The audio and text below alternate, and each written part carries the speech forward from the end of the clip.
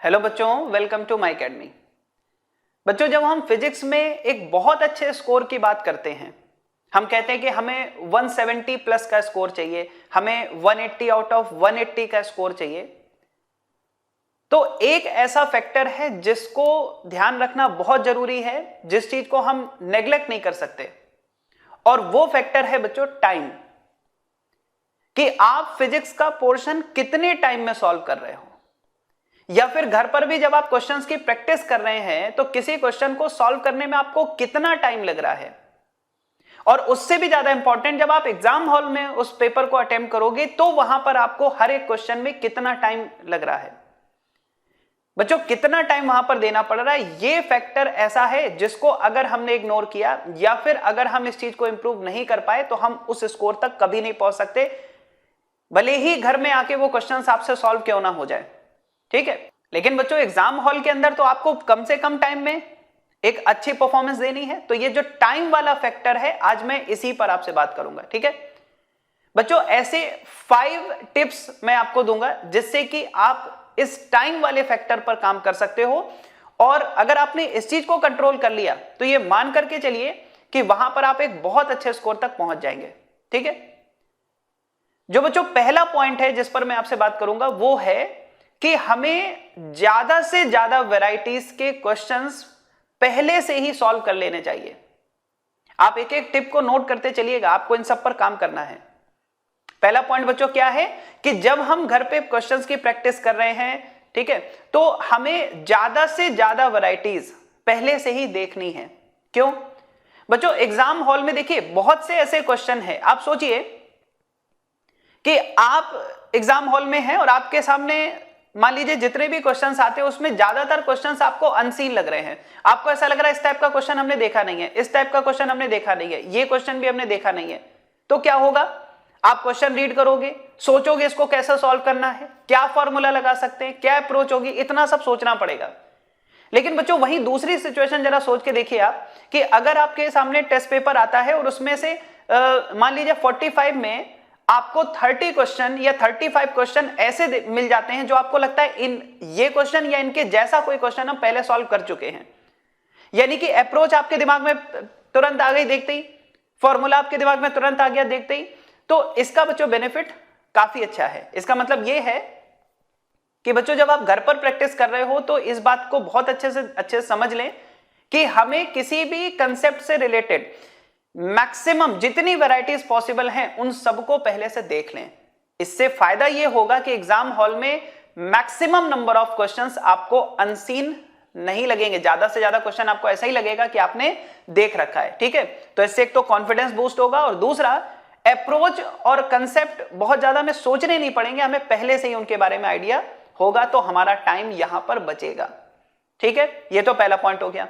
अब बच्चों मैं दूसरे पॉइंट पर आपसे बात करने वाला हूं, बहुत इंपॉर्टेंट है, ये कई बच्चे गलती करते हैं, जरा इस चीज पर ध्यान दीजिएगा। बच्चों जब आप घर पर क्वेश्चन की प्रैक्टिस करते हो, ठीक है, जैसे मान लीजिए मैंने कहा कि एक ये क्वेश्चन है, जरा इसको सॉल्व करो, तो आप क्या करते हो कि जब उसको सॉल्व करना स्टार्ट करते हो तो कई ऐसी चीजें लिखते हो उसमें जो आपको अच्छे से पता है कि ये पहले से ही आपको पता है, फिर भी आप उसको लिखते हो। जैसे मान लीजिए कि आपने बच्चों लिखा F is equal to MA, ठीक है, बात जरा ध्यान से समझिएगा, F net is equal to MA।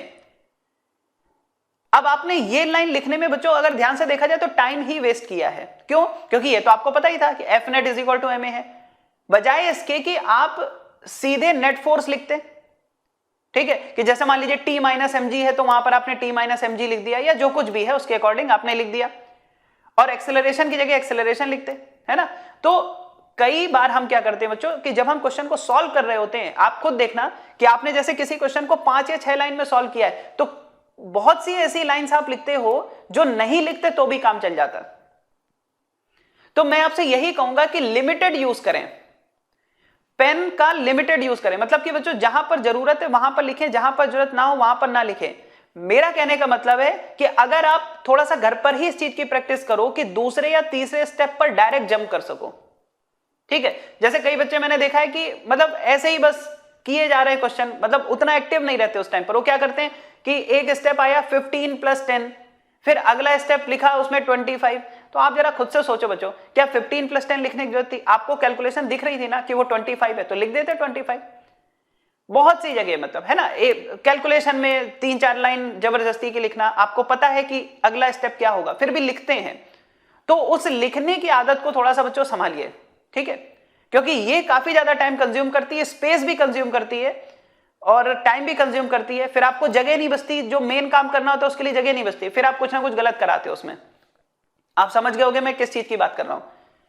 तो बच्चों इस चीज पर भी थोड़ा सा ध्यान दीजिए कि जब आप घर पर प्रैक्टिस कर रहे हो, तो अगर आप किसी क्वेश्चन को कर रहे हो तो कोशिश करें कि दूसरे या तीसरे स्टेप पर जंप करने की आपके एक अच्छी प्रैक्टिस होनी चाहिए उस चीज की। आप सोच ले जाए कि अगला टर्म क्या है, अगला या दूसरा स्टेप क्या है, ठीक है, और जहां पर जरूरत ना हो वहां पर बार बार चीजों को मत लिखें, ठीक है, इससे टाइम भी बचेगा, स्पेस भी बचेगा और सबसे इंपॉर्टेंट क्वेश्चन गलत होने से बचेगा, ठीक है।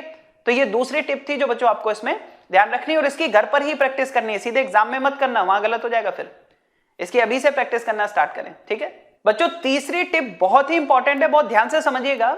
जब आप फिजिक्स पढ़ते हो, ठीक है, तो कई बार आपके टीचर्स ने आपको डायरेक्ट कुछ रिजल्ट्स बता रखे हैं, ठीक है, जैसे मान लीजिए हीट लॉस का एक डायरेक्ट रिजल्ट आपको पता है, या फिर एनर्जी लॉस का एक डायरेक्ट रिजल्ट आपको पता है, या फिर काइनेटिक एनर्जी, मान लीजिए कोई क्वेश्चन है उसमें डायरेक्ट आपको काइनेटिक एनर्जी का एक रिजल्ट पता है। बच्चों एग्जाम में कई ऐसे क्वेश्चंस होते हैं जो डायरेक्ट रिजल्ट पर होते हैं, मैं क्या बोल रहा हूं, कंसेप्ट पर नहीं, डायरेक्ट रिजल्ट पर होते हैं, ठीक है। देखिए मेरा कहने का मतलब यह है कि जो डायरेक्ट रिजल्ट वाले क्वेश्चंस हैं उनकी प्रैक्टिस जरूर करें घर पर, ठीक है। डायरेक्ट रिजल्ट पर या डायरेक्ट फॉर्मूला पर जो क्वेश्चंस होते हैं उनकी अच्छे से प्रैक्टिस करें, ताकि आप उनको एग्जाम में बहुत आसानी से बहुत अच्छे से अप्लाई कर सको, उसमें कुछ गलत ना हो आपसे, ठीक है। क्योंकि मैंने ज्यादातर देखा है, देखो बेसिक फॉर्मूले तो आपको पता ही होते हैं, उन पे क्वेश्चन गलत नहीं होते जनरली, लेकिन जो डायरेक्ट रिजल्ट होते हैं ना उसमें कहीं ना कहीं कुछ ना कुछ आप गलत कराते हो, कहीं 1/2 लिखना भूल गए, कहीं स्क्वायर करना भूल गए। ये गलती आपसे क्यों होती है? क्योंकि आपने डायरेक्ट रिजल्ट देख तो लिया था लेकिन उसका बहुत ज्यादा यूज आपने घर पर नहीं किया। तो बच्चों ध्यान रखें, कोई टीचर आपको डायरेक्ट कोई स्टैंडर्ड बता रहा है, मान लो किसी ने आपको ये बताया कि अच्छा इस चीज को अगर डिफरेंशिएट कर दोगे तो ये ρ/ε0 के इक्वल हो जाएगा, ये एक डायरेक्ट रिजल्ट है। अब आपने कहा ठीक है हो जाएगा, सही है, और ज्यादा प्रैक्टिस नहीं की, एग्जाम में मान लीजिए इसका क्वेश्चन आ गया, ठीक है, तो फिर आप सोचते हो कि क्या था, अच्छा ρ/ε0 था कि ρ×ε0 था, गलत करके आ गए। तो जो डायरेक्ट रिजल्ट्स आपको बताए गए हैं, जो डायरेक्ट स्टैंडर्ड हैं, जिनको 1-2 डेरिवेशंस के बाद फाइंड किया गया है, उस रिजल्ट का अच्छा एप्लीकेशन बच्चों करें, ज्यादा से ज्यादा उसकी प्रैक्टिस करें, ठीक है। तो ये तीसरी टिप थी जो आपको ध्यान रखनी, ये आपका बच्चों वहां पर टाइम सेव करेगी। बच्चों अगर मैं यहां पर फोर्थ टिप की बात करूं, बहुत इंपॉर्टेंट है, आप क्या करते हो, क्वेश्चन सॉल्व करना स्टार्ट किया, उसके बाद देखा अच्छा इसमें तो वैल्यू पुट कर देंगे, आंसर तो आ ही जाएगा, फिर वहीं से छोड़ देते हैं। हमारी सबसे बड़ी मिस्टेक बच्चों, जब आप किसी क्वेश्चन को करना स्टार्ट करते हो तो कैलकुलेशन वाले पार्ट को जरूर सॉल्व करें। कैलकुलेशन भले 23.4 × 27 करना हो, करें उसको, ये मत सोचे कि एग्जाम में हो जाएगा, नहीं होगा एग्जाम में, आपको इस चीज की प्रैक्टिस करनी पड़ेगी, ठीक है। 14.7 को अगर 5.3 से डिवाइड करना है तो उसमें फिर बचने की कोशिश ना करें, यार कैलकुलेशन ना करें, ये तो वहां पर हो ही जाएगी, या फिर कैलकुलेटर उठा के सॉल्व कर लिया, ठीक है, ये मत करें बच्चों, क्योंकि वहां कैलकुलेटर नहीं है, ठीक है, इस चीज का आप मतलब ध्यान रखें। तो कैलकुलेशन की जो प्रैक्टिस है ये घर पर करें, किसी भी क्वेश्चन को सॉल्व करें तो लास्ट रिजल्ट तक फाइंड करें, ऑप्शन टिक करें, इस चीज का ध्यान रखिए। जितनी ज्यादा कैलकुलेशन प्रैक्टिस आप घर पर करोगे वहां पर उतना ही ज्यादा आप टाइम सेव कर रहे हो, बात समझ में आ रही है। और आपने यहां प्रैक्टिस नहीं की तो वहां पर टाइम खराब करोगे, टाइम भी खराब करोगे और हो सकता है आंसर भी ना आए और आगे के क्वेश्चंस का भी स्कोप खत्म हो जाए, ठीक है। तो बच्चों टाइम सेव करने के लिए, एक अच्छा स्कोर करने के लिए बहुत जरूरी है कि जब आप घर पर क्वेश्चन की प्रैक्टिस करते हैं तो फाइनल आंसर तक जरूर पहुंचे, चाहे कितनी भी डिफिकल्ट कैलकुलेशन क्यों ना हो, उसको करिए, बात समझ में आ गई। हाँ अप्रोक्सीमेशन लेना हो तो लीजिए, लेकिन सॉल्व जरूर करिए और लास्ट सही रिजल्ट तक पहुंचिए, ठीक है। और बच्चों लास्ट जो टिप है, टिप नंबर 5, वो ये है कि सभी टॉपिक्स को पढ़ना जरूरी है। किसी भी चैप्टर का कोई भी टॉपिक छूटना नहीं चाहिए बच्चों, ये मैं आपको बता रहा हूं कि इस बार ये फैक्टर बहुत ज्यादा काम करने वाला है। जैसे मान लीजिए किसी चैप्टर के अंदर टोटल 15 टॉपिक्स हैं, तो बच्चे क्या कई बार करते हैं कि इंपॉर्टेंट पढ़ लिया, अब पता नहीं किसने उनके दिमाग में ये इंपॉर्टेंट वाली बात डाल दी है। इंपॉर्टेंट जैसा कुछ होता ही नहीं बच्चों, आपको सब कुछ पढ़ के जाना है। ये जरूर हो सकता है, मैं हर बार कहता हूं कि किसी टॉपिक की डेप्थ ज्यादा है तो उसको ज्यादा डेप्थ में पढ़ लिया, किसी टॉपिक में कम प्रैक्टिस की जरूरत है तो उसमें कम कर लिया, लेकिन कोई भी टॉपिक बच्चों छोड़ के नहीं जाना है।